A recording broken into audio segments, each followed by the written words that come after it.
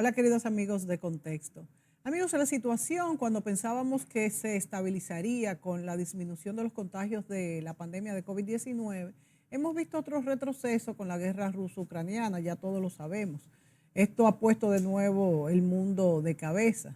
Entonces, la seguridad alimentaria y la estabilidad mundial están en peligro, pero en nuestro país todos los precios se han disparado. El gobierno ha tenido que tomar medidas paliativas para evitar una situación de mayor dificultad. Sin embargo, estas medidas tienen sus consecuencias positivas y negativas. Por ejemplo, el subsidio a los combustibles, que implica un mayor endeudamiento sin resolver un problema real. En el caso del alto costo de los alimentos, el presidente ha propuesto eliminar los aranceles a 67 productos importados durante 6 meses.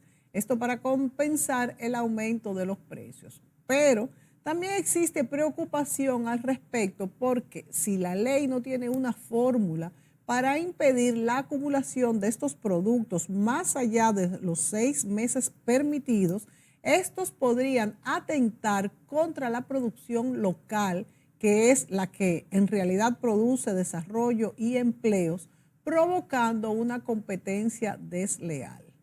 Esta medida deberá estar acompañada de planes para el apoyo y el aumento de la producción local y, bueno, porque si no, podría impactar en lo que es la pérdida de los empleos. Mientras tanto, la oposición aprovecha cualquier decisión del gobierno para rebatirla. Otro punto interesante a analizar es cómo podemos aprovechar el alza de los precios de los metales a nivel mundial. Para analizar la situación política y económica nos acompaña hoy el periodista Pedro Cava vía Zoom. Bienvenido, Pedro. Gracias por tenerme de nuevo en tu programa y en el de Julio, donde yo precisamente me tengo espacio para opinar sobre temas que son, digamos, los principales que nos preocupan aquí en la República Dominicana. Y eso para mí es un desahogo, porque tú sabes que la función de entrevistador casi siempre obliga a que tú te guardes lo que crees para darle privilegio a tu invitado, ¿no? ¿Verdad que sí? Por supuesto. Y eso te pasa a ti conmigo. Cuando tú me entrevistas a mí, tienes que afrontar el reto de oír prácticamente todo mi planteamiento y apenas confrontarlo, porque no lo puedes hacer a fondo para no desagradar al invitado. Sí, es cierto. Entonces, por eso yo me aprovecho de este programa para hacer planteamientos personales que no puedo hacer en otras intervenciones, a menos que sea en un programa que yo tengo que se llama De Buena Fuente. Ahí sí yo opino y muy comprometido, porque es un programa de opinión que reservé para mí, ¿entiendes? Pero en Diario de Cuatro no puedo hacer eso, porque sería impropio. Sí. Bueno, de todas formas, gracias. Me dice, ahí hiciste una introducción muy interesante, porque ciertamente ese es el panorama que domina a la República Dominicana en este momento. Pero yo no tengo informaciones que pudieran ser de valía para entender que algunas políticas públicas han dado resultados. Uno no sabe si fue proyectado así o no, pero con respecto, por ejemplo, a los precios de los alimentos, algo que preocupa mucho, porque la corriente mundial, esa sí es indetenible en todos los continentes, en todas las economías desarrolladas, a medio desarrollar, muy pobres, se ha producido un incremento en los precios de los alimentos básicos, del costo de la vida. Bueno, ya tú ves que la inflación en Estados Unidos está cercana al 8%. Inflación es costo de la vida, ¿eh? En Sí. Europa anda por el 6, el 7. Aquí cerramos el año pasado en 8.3. Toda América Latina, también en Asia. Bueno, esta semana me puse en contacto con un amigo tuyo que es amigo nuestro, Manuel González Tejera. Él es ingeniero agrónomo, Sí. de muchísima experiencia, asesor de empresas grandes, incluso del Ministerio de Agricultura. Y es una de las pocas personas que tiene un control diario de la afluencia y precio de los alimentos a los mercados de mayor consumo. Y eso le permitió a él crear una red que lo comunica con los mercados, por ejemplo, el del Mercado Nuevo, que la gente no se imagina que ahí se trafica un altísimo porcentaje de los alimentos que se consumen en el Gran Santo Domingo o el Merca Santo Domingo. Pero también él tiene contacto permanente y una estructura de comunicación con lo que fijan los precios en las redes de supermercados. De forma que él tiene bastante control de la cosa. Entonces, yo lo llamé para preguntarle si a él no le parecía que la amenaza, pues, hasta el momento es una amenaza, que constituye el proyecto de ley que presentó el Poder Ejecutivo al Congreso para liberar de arancel la importación, de arancel y de cuota, la importación de alimentos básicos que ahora muchos de ellos se importan, pero con un gravamen bastante alto, de un 40%, como una forma, y además con cuotas. Y si usted cede esa cuota, tiene que pagar el gravamen, como una forma de mantener cubierto la estructura productiva del país de similares, productos de la agropecuaria, ¿verdad? Y productos también de la manufactura, o sea, de la agroindustria. Bueno, tú sabes, tú tienes el cuadro, yo te lo mandé. Ojalá Sí, que me lo puedan, mandaste, lo mandamos a ver si lo colocan, de ojalá las que lo puedan variaciones. colocar en pantalla, porque ese cuadro revela cosas tan interesantes como la siguiente. Por ejemplo, el cuadro te recoge los precios que rigieron durante todo el mes de enero de los productos básicos de la canasta alimentaria, los precios que rigieron todo el mes de febrero y los precios que rigieron hasta el jueves de la semana pasada.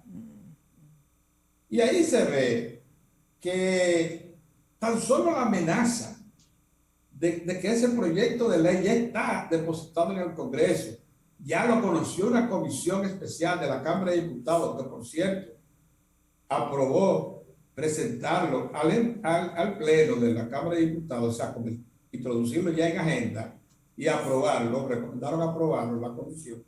Tan solo con eso, un movimiento alcista que parecía descontrolado de precios, él se contuvo. Pero entonces, ¿a qué atribuyes eso, Pedro? A que, porque quiere decir entonces que el alza no era tan grande y nos estaban transmitiendo un alza mayor. ¿Cuál es tu interpretación de esto? La interpretación es que una serie de factores se combinaron ahí. Primero, sabíamos que las materias primas básicas que se utilizan para la producción, tanto del campo como de la manufactura, se habían encarecido. Eso es innegable. Pero también que el gobierno había creado programas de subsidio directo a muchos de los alimentos. En los últimos, desde el último cuatrimestre del año pasado, el gobierno dispuso que 2.600 millones de pesos estuvieran disponibles en aduanas directamente para aplicarlo a los sobreprecios que ya se registraban en materias primas que importamos en grandes cantidades. Imagínate, maíz, nosotros importamos ya 1.400.000 toneladas métricas al año. Bien, ¿por dónde va la cosa? De soya, entre 800 a 900.000 toneladas. ¿Cómo se iba a aplicar entonces este monto, Pedro? Entonces, lo que se iba a aplicar ese dinero era al incremento del precio con relación a los precios que existían meses antes, de manera que no se le cargaran. Y ellos se comprometieron, tanto los productores de avícolas y también porcinos y vacunos, a que si le rendían el maíz y la soya y no le incorporaban esos costos, pues ellos iban a mantener los precios. Lo mismo pasó con el pan. Las panaderías se comprometieron a no subir el precio. Pues si la harina que venía de molinos, tú sabes que aquí importamos el trigo, lo molemos y lo convertimos en harina. Bueno, si la harina que se lleva a las panaderías se mantenía el precio, yo tampoco iba, y eso pasó. Pero tuvo sus efectos. Sin embargo, en diciembre y a inicios de enero parecía que se nos estaba yendo de las manos los precios de muchos alimentos básicos. Ahora, cuando se pasó revista, sin embargo, según el cuadro que yo te entregué, que no sé si los muchachos te lo podrán proyectar. Sí, ellos lo colocan. revela lo siguiente, por ejemplo, que el arroz selecto se mantuvo justo igual, 22 pesos la libra. Diciembre, enero, febrero y todavía la semana pasada. Que las habichuelas rojas se redujeron incluso 3.54% de precio la semana pasada. Que el pollo fresco, ese se incrementó 11.6, pero tú lo encuentras a 60 en el mercado nuevo y en el mercado de allá de la Duarte. En los supermercados está a 70 el pollo fresco. Sí. Pero tan solo un 11 que parecía que se nos iba a ir de las manos. La carne de cerdo se incrementó 3.3, la de res 3.18%, el queso blanco 4%. Los plátanos bajaron todo, ¿tú te has dado cuenta? Sí, sí. Hasta un 14%. Todos los plátanos. La papa selecta, menos un 21%. La uyama, menos un 45%. Mire, ese es el gráfico. El repollo, menos 17%. La zanahoria, menos 51%. La remolacha, menos 54%. Ahora, los ajíes morrones y cubanela, esos se fueron altos. ¿Y a qué tú atribuyes que se fuera tan alto? Parece que eso tiene que ver con la estación de producción. Yo creo que sí. Yo pienso que sí, porque eso es algo totalmente criollo. Sí.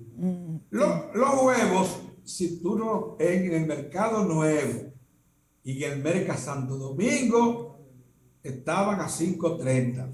En los supermercados vi, porque hay otro cuadro que yo te mandé ahí. Sí, pongan el otro, muchachos. Que es el de los supermercados. Ese grande, ese largo, es el del mercado nuevo. Exacto. Y el merca, ese que está ahí. Eso es en el camión. Esos precios son del camión que está ahí cuando llega al mercado.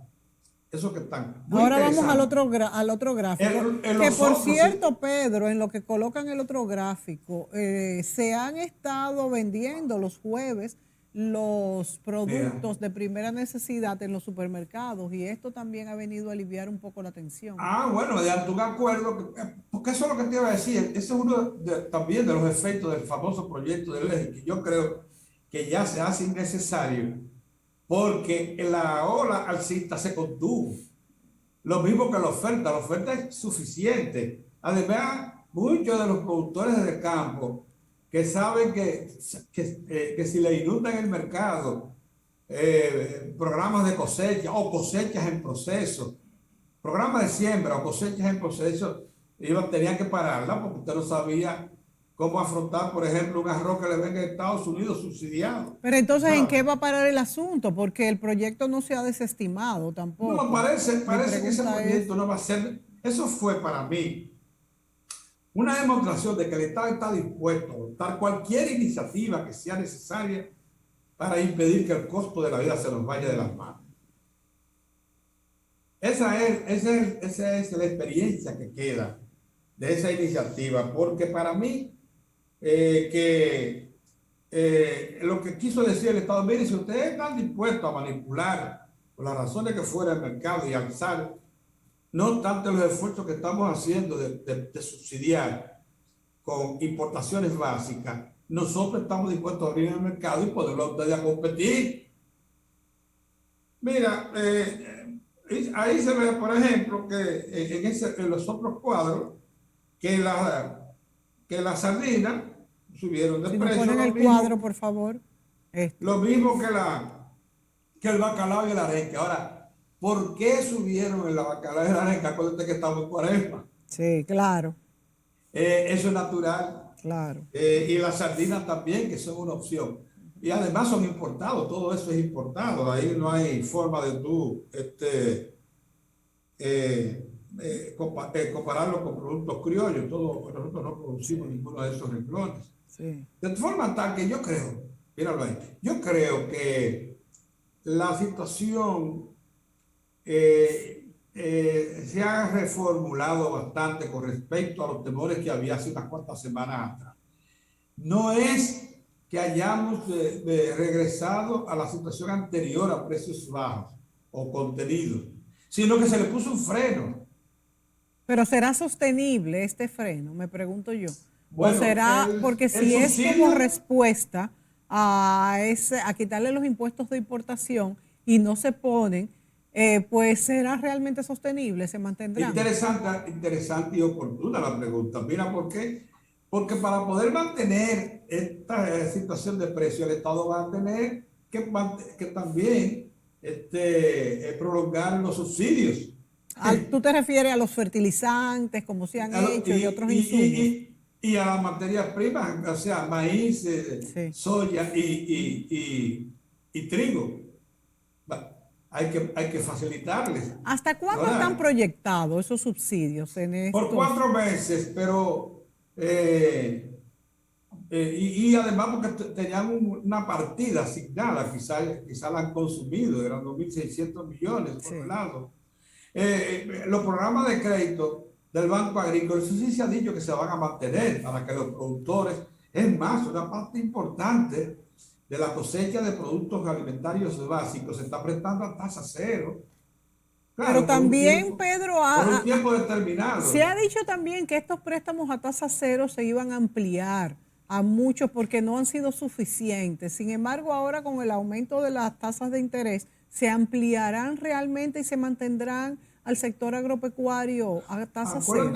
Acuérdate que el Banco Agrícola es un banco del Estado Sí. y puede darse el lujo de subsidiar de esa manera.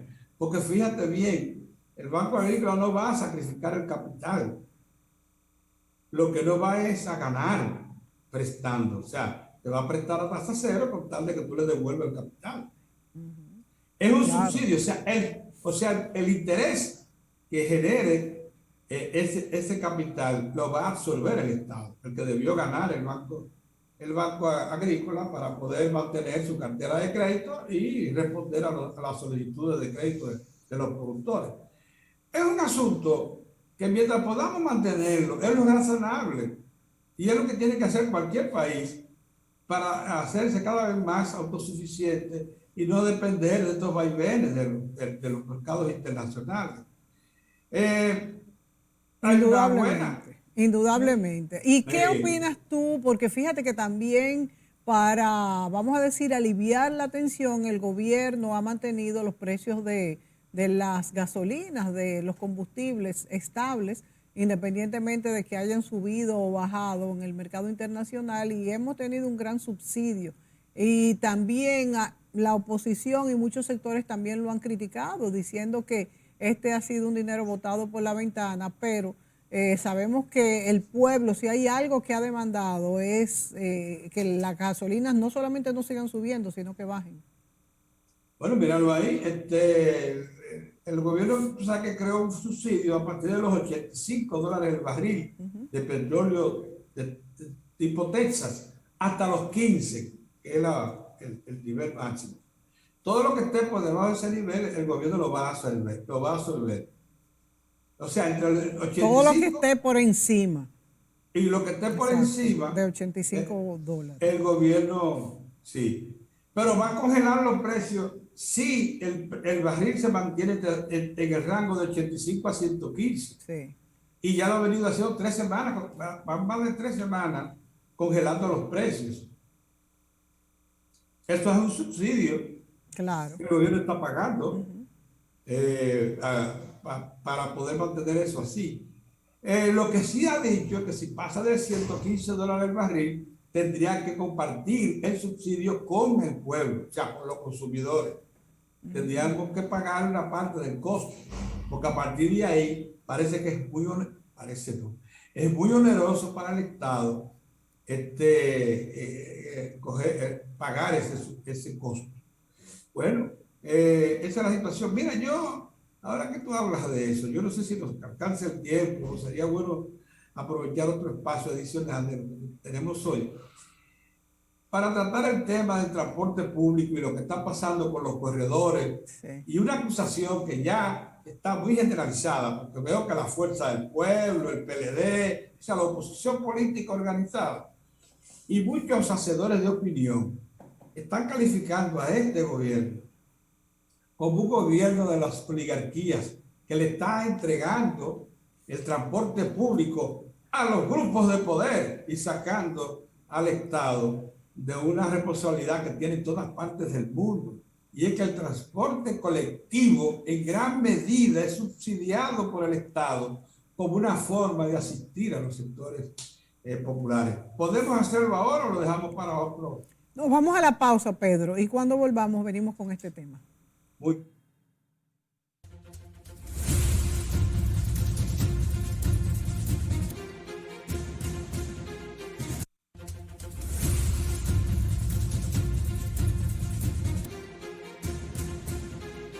Continuamos con el periodista Pedro Cava y hablamos del transporte y específicamente de los corredores que ha dispuesto el gobierno para rutas específicas, la Churchill, la Núñez de Cáceres ya era viejo, la Charles de Gaulle.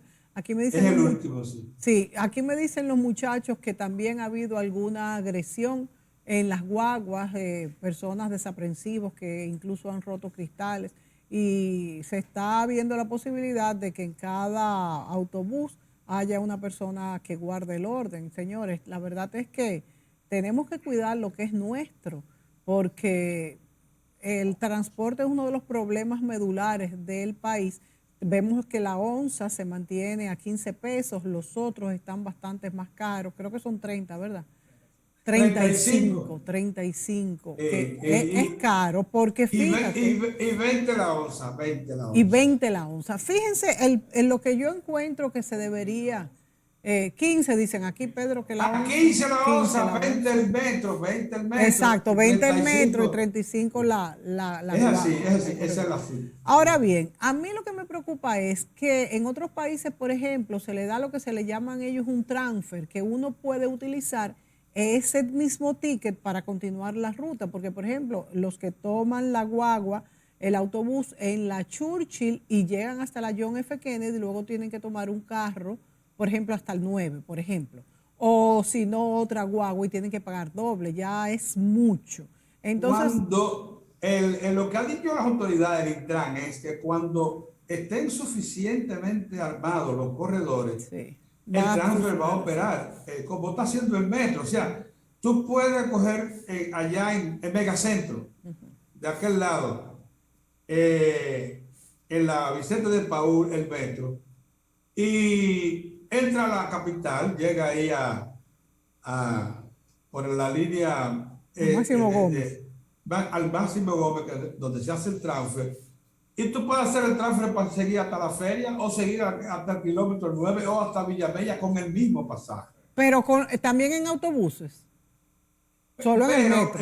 No, lo puedes hacer, por ejemplo, también con el teleférico. Tú coges el teleférico en Sabana Perdida, bajas después que cruza el puente de la 17 a la estación Peña Gómez, te montas ahí en el metro y sigas con el mismo ticket. Pero está proyectado hacerlo también con los autobuses. Pero es cuando estén interconectados, porque es que tú acabas de decir ciertamente que un autobús el de la Winston Churchill no origina en la Winston Churchill, acuérdate. Origina en la Jacobo Magluta, allá abajo. Sí. Y cruza toda la Colombia, llega a la Winston Churchill. Bueno, si llega hasta la feria, ¿no? Si existiera un corredor en la Kennedy, como tú dices, tú puedes llegar a la Kennedy y si vas para el kilómetro 9, te bajas y coges el de la Kennedy. Exactamente. Porque es electrónico. Presenta tu cosa pagada y llega al 9. Pero es que eso no existe todavía. Ese corredor no existe. El de la John F. Kennedy.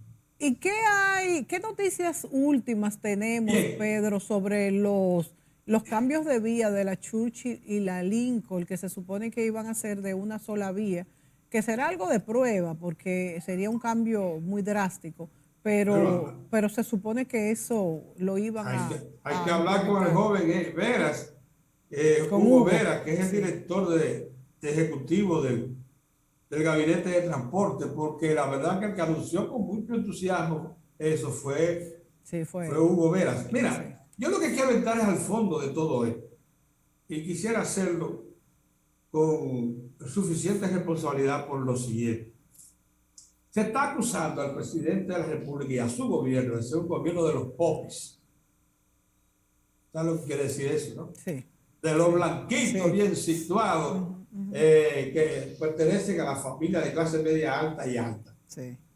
Eso es y que por tanto eso de los corredores y demás fórmulas y el desarrollo de las soluciones masivas de transporte están orientadas a pasar la responsabilidad que tiene el Estado de subsidiar ese servicio, un país de un salario mínimo tan bajo, donde el principal atractivo que tiene para los inversionistas es que el salario mínimo dominicano es muy bajo, uno de los más bajos del continente, pero que además en un país donde los servicios públicos, todos, están deteriorados, son caros, que eso agrave un salario mínimo, porque si tú tuvieras un salario mínimo más o menos y tuviera transporte, salud, claro, educación, todo claro, de calidad, bueno, hay una compensación, pero aquí todo eso es escaso y malo, todos esos servicios.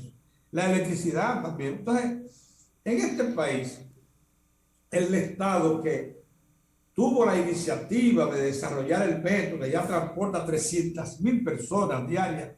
El que va a una estación de metro en horas pico se da cuenta de la importancia que esa obra ha tenido para el país. A 20 pesos, con 2 líneas que ya tienen más de 40 kilómetros de vía y que ahora mismo se está ampliando de los Alcarrizos al kilómetro 9. Las estaciones de la línea 1 la están convirtiendo en capaz de recibir 6 vagones en vez de 3 como es en la actualidad. Todo eso, más la ampliación que se va a hacer de la Mamatingó a Punta, ya en Villamella, 2 kilómetros más. Todo eso es verdad, como han comentado algunos opositores, lo aspiró el sector privado. ¿Cómo lo aspiró en tiempo de Leonel? Y Leonel le dijo que sí a la familia poderosa que se quiso quedar con el metro y que quería financiar la construcción de la segunda línea. Y le dijo, nosotros tenemos el dinero si usted nos entrega la administración del metro. Él le dijo que sí. Lo que pasa es que de Andino se paró y dijo, venga, presidente, pero esta ha sido la promesa que le hemos hecho al pueblo y esto es lo que ha pasado en toda parte del mundo. El metro en toda parte del mundo es una iniciativa del Estado para compensar a los trabajadores, estudiantes, amas de casa, etcétera, que clase media hacia abajo, que no tienen posibilidad de automotores propios, pero además que tienen eso como un mecanismo de compensación por su bajo ingreso. Bien, y no se dio gracias a esa resistencia. Pero esto mismo se intentó en este gobierno y yo soy un testigo de excepción de eso. Es verdad que la extensión del metro del kilómetro 9 a los Alcarrizos lo quería el sector privado. Es más, querían sustituir el metro por una solución inventada de última hora, un monorriel que lo iban a tirar por el medio de la autopista, pero que iba a ser fruto de una iniciativa privada, de un fideicomiso. Entonces, eso es sí, pero el presidente se ha plantado. Ahí está la OPRED con todo el respaldo del presidente y apoyo presupuestal suficiente para ejecutar la extensión del metro de los Alcarrizos hasta el kilómetro 9, 7.3 kilómetros con 5 estaciones. Y ahí está el presidente también aplicado de los recursos para ampliar la capacidad de recepción de vagones de las estaciones de la línea 1 y también para ampliar la línea 1 de Mamatingó hasta Punta, 2 estaciones, casi 2 kilómetros, 2 estaciones más. Todos esos recursos están ahí y los va a ejecutar la OPRED. El problema de que estás... La OPRED, que al inicio de este gobierno, muy importante funcionario del Estado, dijo en un programa de televisión que está grabado, se lo dijo a Uchilora, iba a desaparecer, según él.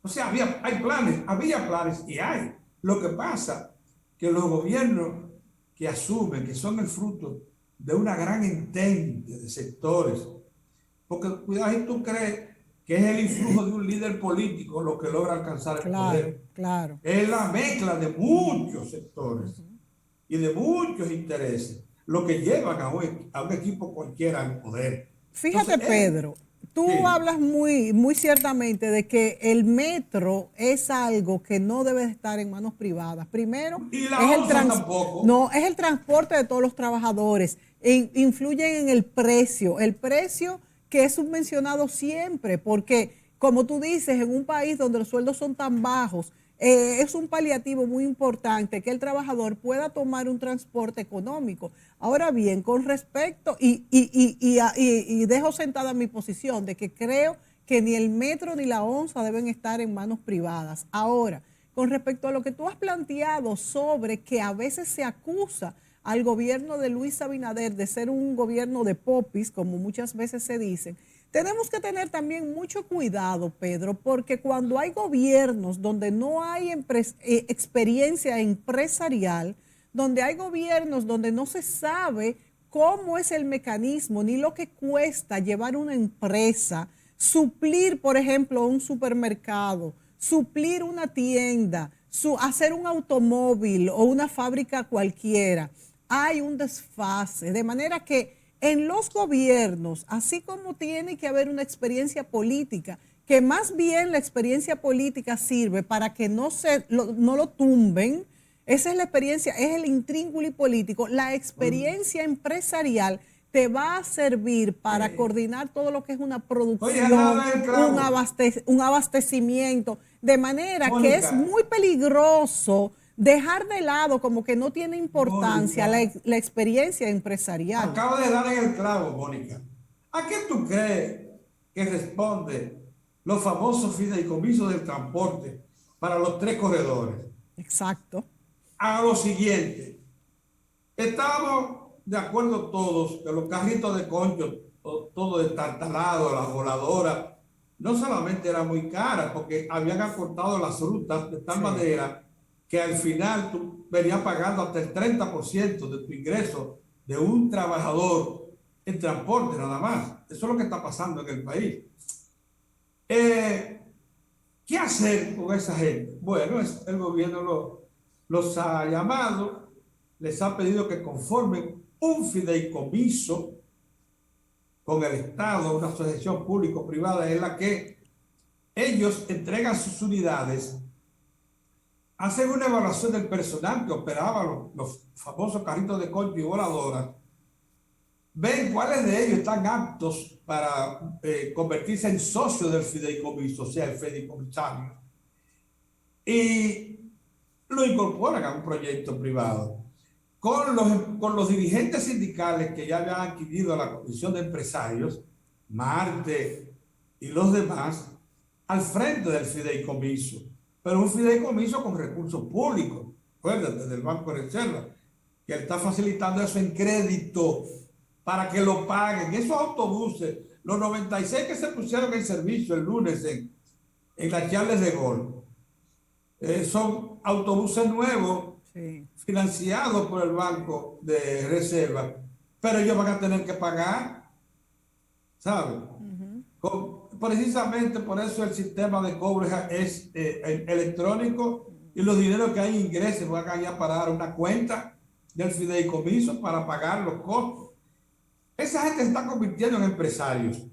96 autobuses que van a manejar 3 turnos de 8 horas, que son los mismos choferes los que estaban antes, porque en el caso, por ejemplo, de la Charles de Gaulle, hubo que retirar 65 porque pasaban de 65 años de edad, precisamente.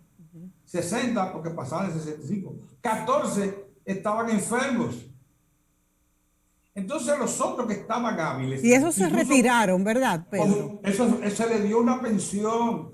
El Estado le da una pensión de sobrevivencia, una pensión buena y un seguro suplementario. Muy importante el seguro.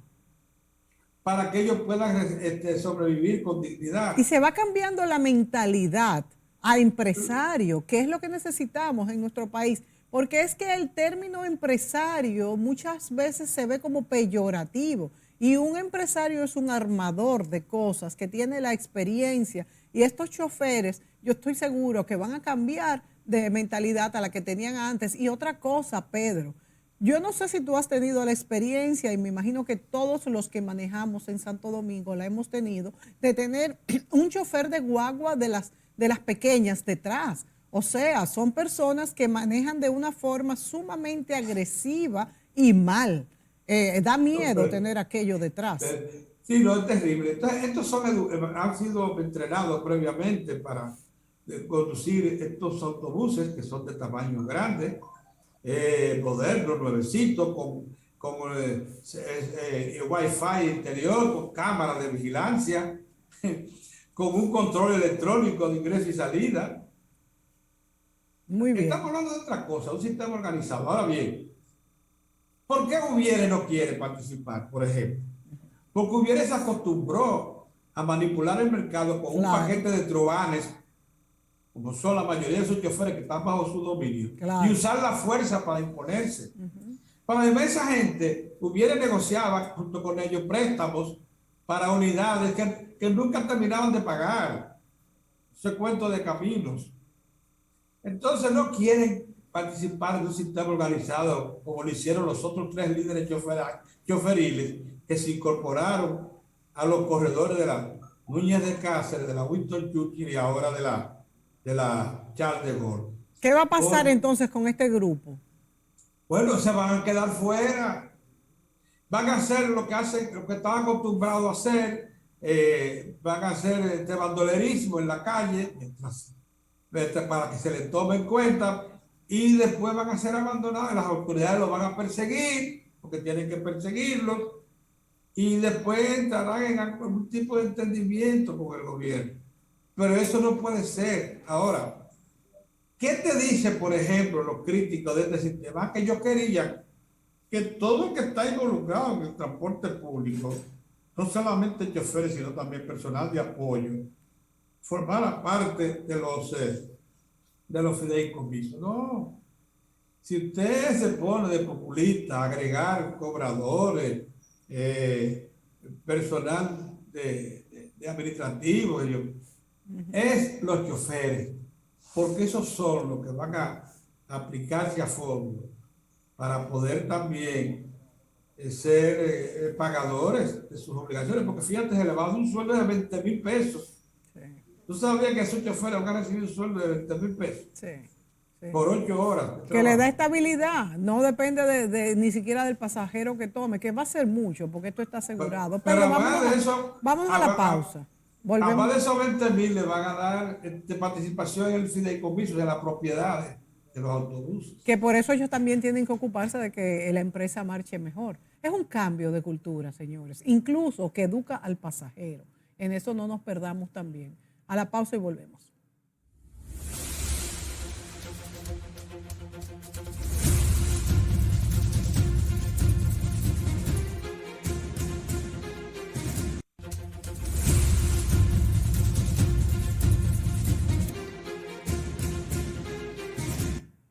Amigos, con Pedro Cava analizamos siempre los temas de actualidad. Hemos visto un panorama político-económico de lo que está pasando en nuestro país, del alza de los precios, de la situación del COVID también, que realmente ha mejorado muchísimo.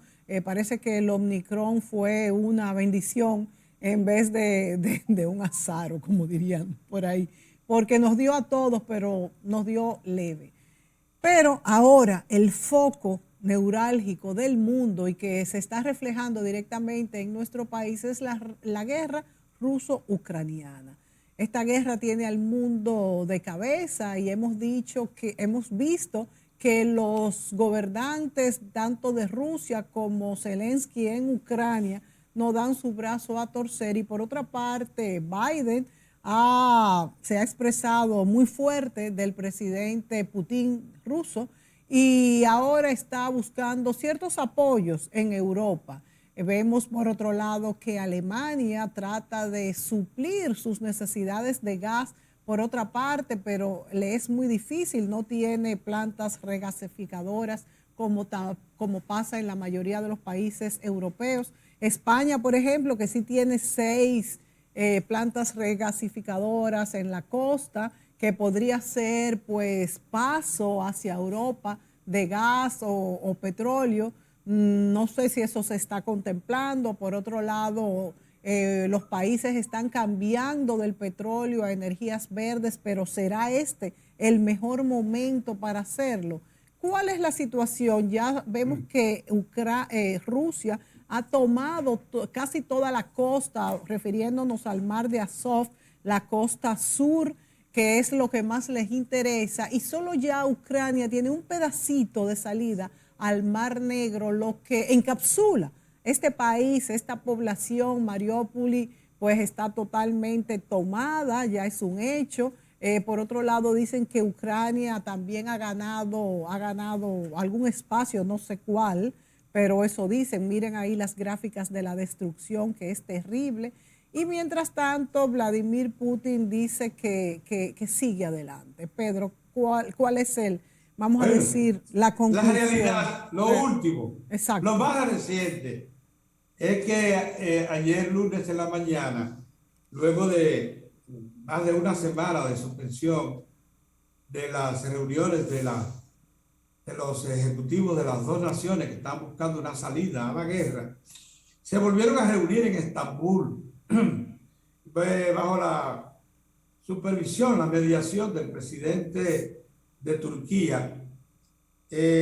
Y allí, precisamente previo al encuentro, el presidente de Turquía les dijo a las dos misiones, tanto la de Rusia como la de Ucrania: miren, el mundo entero está pendiente de ustedes.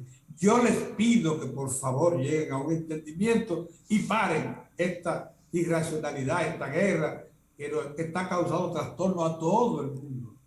Les dijo el presidente Erdogan a los que estaban reunidos allí. Ya Zelensky, si yo no sé si tuviste, Zelensky dijo: Ucrania pide la paz. Pero él está diciendo eso hace mucho, sí. No, pero ayer lo repitió, ayer en una rueda de prensa. Ucrania pide la paz sin demora. El Departamento de Estado de los Estados Unidos tuvo que aclarar al presidente Biden cuando dijo que era necesario remover a Putin. No se refería a la política de Estado, sino que fue una mala interpretación. ¿Y por dónde va la cosa? Sí. El Departamento de Estado protegiendo al presidente. Bueno. Por ahí es que va, esa es la realidad de lo que está pasando. Sí. Macron le dice, el presidente de Francia le pide a Biden y a Moscú que bajen el tono, que la situación no está para alarmar ni para elevar la nota en esa confrontación, que el mundo entero quiere que haya una solución. O sea, las corrientes que están en este momento en movimiento son de forzar a la paz. Sí. Ya Rusia ha demostrado con el anuncio que hizo este fin de semana de que la primera parte de su plan de invasión a Ucrania se cumplió, que era poner las 12 repúblicas del Donbass de origen ruso, que hablan ruso, bajo control, bajo seguridad, y la zona del puerto de Odessa y alrededores también, que lo había tomado Rusia por la fuerza en el 2014. Dice, ya nosotros cumplimos poner eso bajo seguro. Y eso que dijiste hace un momentito, de que a Ucrania solo le queda un pequeño trecho allá cerca de Mariupol, sí, para ingresar al mar, para tener acceso al mar. Eso me parece a mí que es muy importante dentro del entorno que hay ahora mismo de algún acuerdo de paz. Porque ya Rusia ha dejado claro que no le interesa, como difundió toda Europa del Este, retomar los territorios que antes formaron parte de la Unión Soviética, o sea, Hungría, Polonia, Yugoslavia. Es que no puede hacerlo, Pedro, es que no puede hacerlo. No es que no puede hacerlo, no es que no puede hacerlo, sino que no le interesa, más de nada con eso. Además, ya esos pueblos probaron, claro, la libertad y el estilo de vida de Occidente, claro, y le gustó.